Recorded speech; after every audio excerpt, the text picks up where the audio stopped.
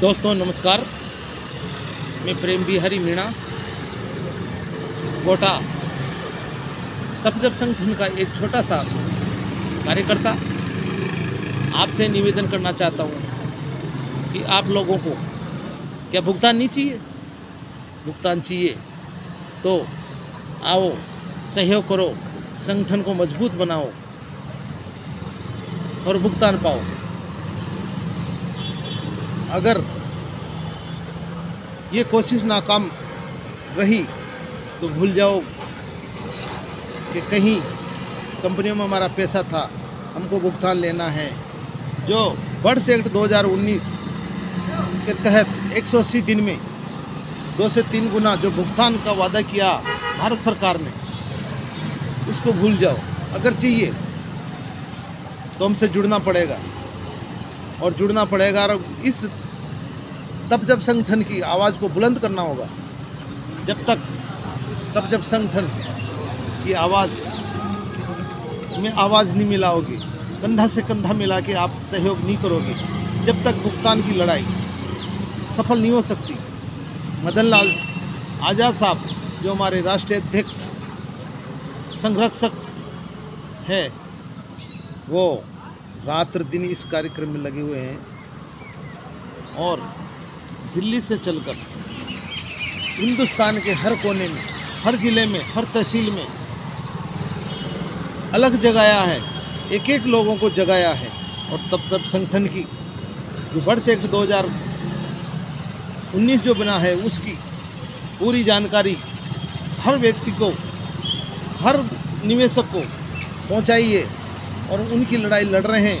उन्होंने वादा किया है, कसम खाई है कि आखिरी सांस तक निवेशकों की लड़ाई में लड़ता रहूँगा। तपजप संगठन की जो बर्ड्स एक्ट के तहत ये लड़ाई चल रही है, इस लड़ाई को भुगतान दिला के ही सांस लूँगा, आखिरी दम तक इस लड़ाई को लड़ूँगा। ये मेरा विश्वास और वादा है। और निश्चित मदन लाल जी आज़ाद इंसान नहीं, एक मसीहा है। उन गरीब निवेशकों के लिए भगवान है जो रात दिन एक करके इस उम्र में भी चला नहीं जाता, तमाम बीमारियों से ग्रसित है, लेकिन शहर की तरह गवर्नमेंट के सामने, भारत सरकार के सामने, प्रशासन के सामने शहर की तरह धाड़ते हैं और गूंजते हैं तपजप के नारे, बर्ड्स एक्ट के नारे, भुगतान के नारे। ये सब किसके लिए? क्या उसको तनख्वाह मिलती है मदन लाल जी आज़ाद सर को? नहीं। हम सबके सहयोग से वो इस लड़ाई को लड़ रहे हैं और हम जब तक उनकी बल शक्ति को नहीं बढ़ाएंगे, संगठन को मजबूत नहीं करेंगे, जब तक इस लड़ाई को सफल नहीं हो सकती। उनका हौसला बुलंद कीजिए। दिनांक 8 नवंबर 2024 को उदयपुर जिला अध्यक्ष श्री बंसीलाल जी मीणा ने उनको न्योता भेजा है कि 8 नवंबर को उदयपुर में आइए, हम आपको खर्चा भी देंगे, आने जाने का किराया देंगे।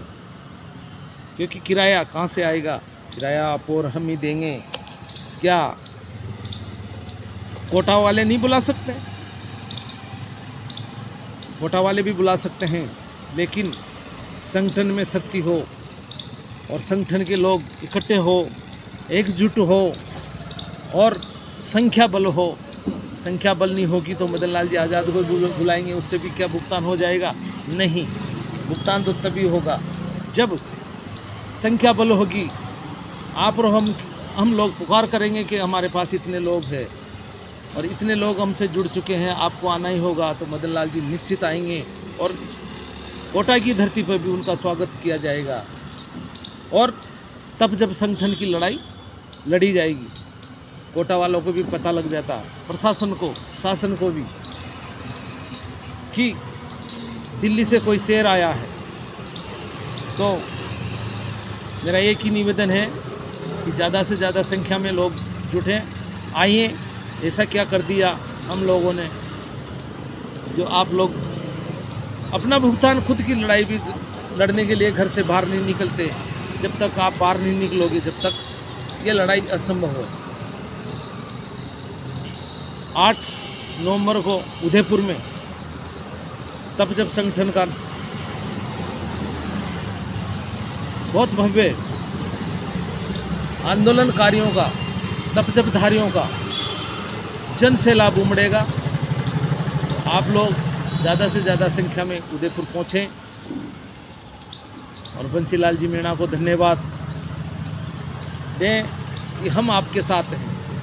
मदन लाल जी से को पता लगे उदयपुर की धरती पर, जो मेवाड़ की धरती है, जो झीलों की नगरी है,